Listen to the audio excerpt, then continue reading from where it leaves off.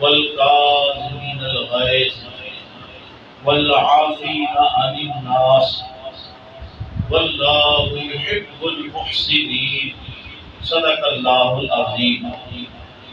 مولا صلی وسلم دائما ابدا علی حبیبک خیر الخلق کلہم۔ واجب الاحترام، اللہ رب العزت نے قرآن حکیم کے اندر ارشاد فرمایا، ترجمہ سماعت فرمائیں، نیک اور متقین لوگ، پرہیزگار لوگ، ان کی ایک نشانی یہ ہے وہ غصے کو پی جاتے ہیں، لوگوں کو معاف کرتے ہیں، درگزر کرتے ہیں، اور اللہ احسان کرنے والوں کو پسند کرتا ہے اور وہ احسان بھی کرتے ہیں۔ واجب الاحترام حضرت امام زین العابدین رضی اللہ تعالی عنہ، ان کی ایک خادمہ ان کو ایک مرتبہ گرم پانی کے ساتھ وضو کرانے لگی۔ وضو کا پانی اتفاقاً اس سے زیادہ گرم ہو گیا اور وہ گرم پانی حضرت امام زین العابدین رضی اللہ تعالی عنہ کے اوپر گر گیا۔ اگر اس بات کو سننے سے پہلے آپ ذہن میں یہ رکھیں کہ عرب کا وہ ماحول جس میں غلاموں کے اوپر ظلم کیے جاتے تھے، تو یہ بھی خاتمہ تھی، غلام تھی۔ حضرت امام زین العابدین نے جب غصے کے ساتھ ان کی طرف دیکھا تو اس خاتمہ نے قرآن مجید کی آیت پڑھی، والکاظمین الغیظ، نیک اور متقین اور پرہیزگار لوگوں کی نشانی یہ ہے کہ غصے کو پی جاتے ہیں۔ حضرت امام زین العابدین نے فوراً کہا، قسمت غیظی، میں نے اپنے غصے کو پی لیا۔ پھر اس نے اس آیت کا دوسرا حصہ پڑھا، والعافین عن الناس، وہ لوگوں کی غلطیوں کو معاف بھی کر دیتے ہیں، درگزر بھی کر دیتے ہیں۔ آپ نے فرمایا میں نے تجھے اللہ کے لیے معاف بھی کر دیا۔ پھر اس نے آیت کا تیسرا حصہ پڑھا، واللہ یحب المحسنین، کہ نیک لوگ احسان بھی کرتے ہیں۔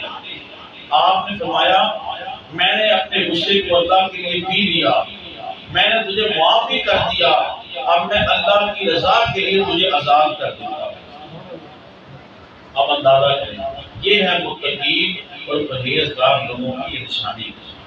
رسول اللہ صلی اللہ علیہ وآلہ وسلم نے ارشاد فرمایا، غصہ جو ہے یہ آگ کے گولوں میں سے یا پتھروں میں سے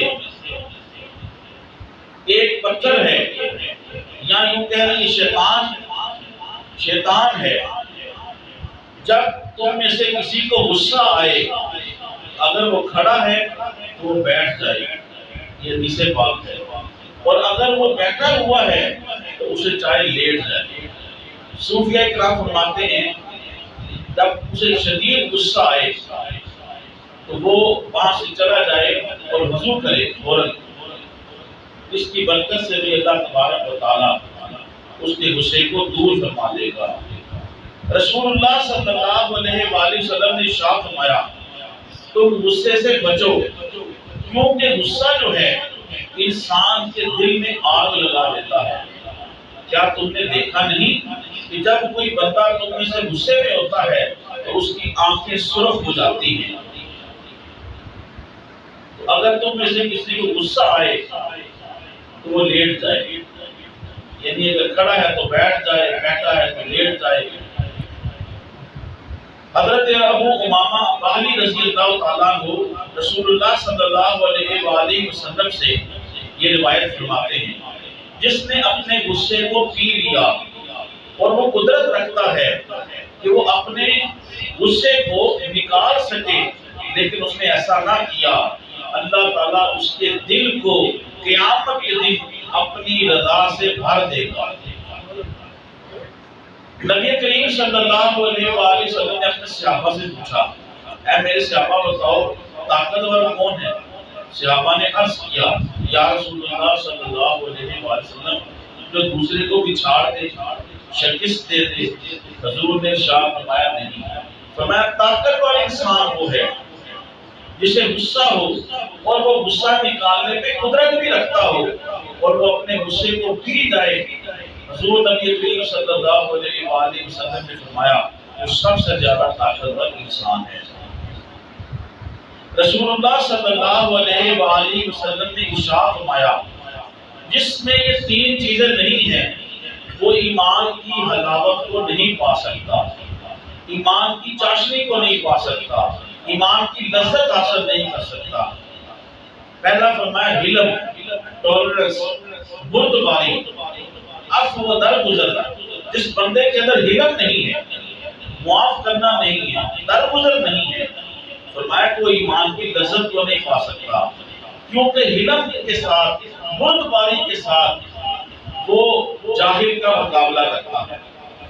یعنی جاہل شخص ہے، وہ عجیب باتیں کرے گا، لیکن جس بندے کے اندر علم ہوگا، بردباری ہوگی، عفو و درگزر کرنا ہوگا، اس کی باتوں کو اپنے علم کے ساتھ سن لے گا۔ دوسرا حضور نے ارشاد فرمایا ورع، تقوی، پرہیزگاری۔ جس بندے کے اندر پرہیزگاری، تقوی، ورع نہیں ہے، وہ اللہ کی حرام کرتا چیزوں سے کیسے بچے گا؟ تیسرا حضور نے فرمایا حسن اخلاق، فرمایا کہ حسن اخلاق سے وہ لوگوں کو اپنا گرویدہ بنا لے گا۔ حضرت لقمان حکیم آپ نے کہا اپنے بیٹے کو نصیحت کرتے ہوئے، اے میرے بیٹے، تین بندوں کی پہچان تین چیزوں سے ہوتی ہے۔ پہلی آپ نے ارشاد فرمایا حلیم بندہ نہیں پہچانا جاتا مگر غصے کے وقت۔ کوئی بندہ بڑا ہی پیار محبت سے پیش آتا ہو نا، السلام علیکم، بہت ہی میٹھا بن کے، تو اس کی یہ مٹھاس اور اس کا علم اور اس کی یہ چاشنی جو ہے اس وقت پتہ چلے گی جب وہ غصے میں ہوگا۔ اگر غصے میں وہ بھی اسی طریقے سے میٹھا رہا تو فرمایا کہ یہ اس کی پہچان ہے۔ حضرت لقمان حکیم نے جو نصیحتیں کی ہیں وہ بہت ہی زیادہ مجرب ہے، واقعی ایسا ہے۔ فرمایا کہ حلیم بندہ، بردبار بندہ، اس کی پہچان کرنی ہو تو غصے کے وقت میں اس کی پہچان کا پتہ چلتا ہے۔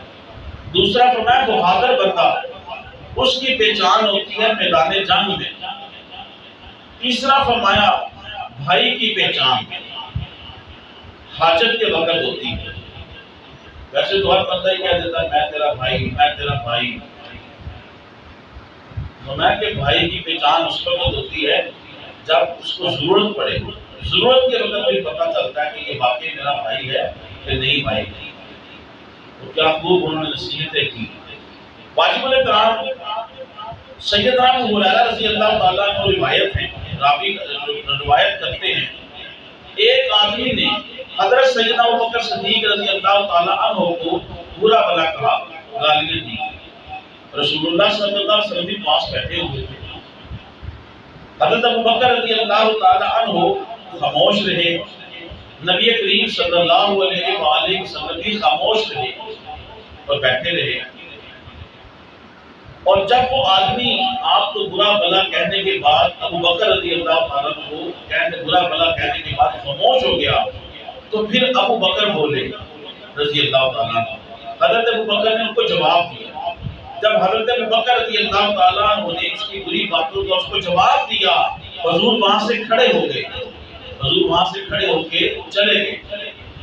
حضرت ابوبکر رضی اللہ تعالیٰ نے عرض کیا یا رسول اللہ، اس نے مجھے برا بھلا کہا، مجھے سب و شتم کیا، تو میں نے بھی اس کو سب و شتم کیا۔ حضور نے ارشاد فرمایا جب کوئی بندہ کسی کو برا بھلا کہتا ہے اور وہ خاموش رہے، اللہ اس کی طرف سے ایک فرشتہ کھڑا کر دیتا ہے جو اس کی طرف سے اس کو جواب دیتا رہتا ہے جب تک کہ وہ خود خاموش رہتا ہے۔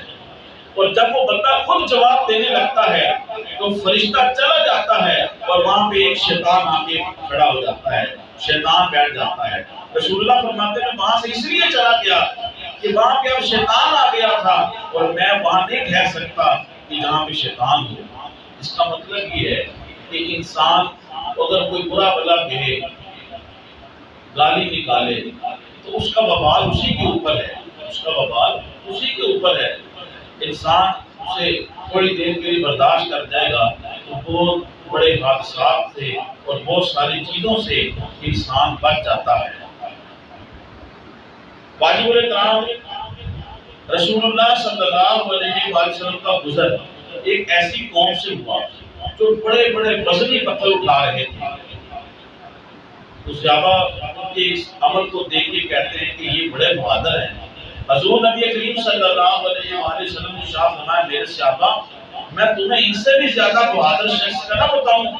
صحابہ نے عرض کیا یا رسول اللہ بتائیے۔ آقا کریم رحمت عالم صلی اللہ علیہ وآلہ وسلم نے ارشاد فرمایا کہ جو غصے سے بھرا ہوا ہو اور وہ اپنے غصے کو نہ نکالے اور صبر کرے، فرمایا کہ وہ اس پتھر اٹھانے والے سے بھی زیادہ بہادر شخص ہے۔ قیامت کے دن نبی کریم صلی اللہ علیہ وآلہ وسلم نے ارشاد فرمایا قیامت کے دن جب لوگ محشر کے میدان میں جمع ہوں گے، ایک آواز دینے والا آواز دے گا اَيْنَ الَّذِينَ كَانَتْ أُجُورُهُمْ عَلَى اللَّهِ، کہاں ہیں وہ لوگ جن کا اجر اللہ کے ذمے ہے؟ تو اس وقت کون لوگ کھڑے ہوں گے؟ وہ لوگ کھڑے ہوں گے جو لوگوں کی غلطیوں کو معاف کر دیتے تھے، درگزر کرتے تھے، تو وہ جنت میں داخل ہو جائیں گے۔ حضرت علی رضی اللہ تعالیٰ عنہ کے بارے میں منقول ہے کہ آپ دوران جنگ ایک آدمی کی چھاتی پہ چڑھ کے قریب تک اس کا سر تن سے جدا کر دیتے، اس نے آپ کے چہرے پر انوار کے اوپر تھوک دیا، آپ اسے چھوڑ دیا اور پیچھے ہو گئے۔ بعد میں اس نے پوچھا این قریب تھا کہ آپ میرا سر تن سے جدا کر دیتے، آپ نے مجھے کیوں چھوڑا؟ آپ نے کہا کہ میں تو تیرے ساتھ لڑ رہا ہوں اللہ کی رضا کے لیے، اسلام کے لیے لڑ رہا ہوں، تم کافر ہے، مشرک ہے اور میں مسلمان ہوں، میں اسلام کی سربلندی کے لیے لڑ رہا ہوں۔ الحب للہ والبغض للہ، میری محبت بھی اللہ کے لیے ہے اور تم سے دشمنی بھی اللہ کے لیے ہے۔ جب تو نے میرے منہ پر تھوکا اس وقت میرا ذاتی غصہ بھی اس کے اندر شامل ہو گیا ہے، اس لیے میں نے مناسب نہ سمجھا، اس لیے میں نے تجھے چھوڑ دیا۔ واجب الاحترام، اس سے پتہ چلتا ہے کہ غصے کے وقت جو ہے انسان شیطان کے ہاتھ میں ایسے ہوتا ہے کہ جیسے کسی بچے کے ہاتھ میں ایک بال ہوتا ہے، گیند ہوتا ہے، تو جہاں مرضی اچھالتا ہے، جدھر مرضی پھینک دیتا ہے۔ ایک صرف وقتی طور پہ انسان اپنا غصہ کنٹرول کر لے تو گھر کے اندر بھی، معاشرے کے اندر بھی امن پیدا ہو سکتا ہے۔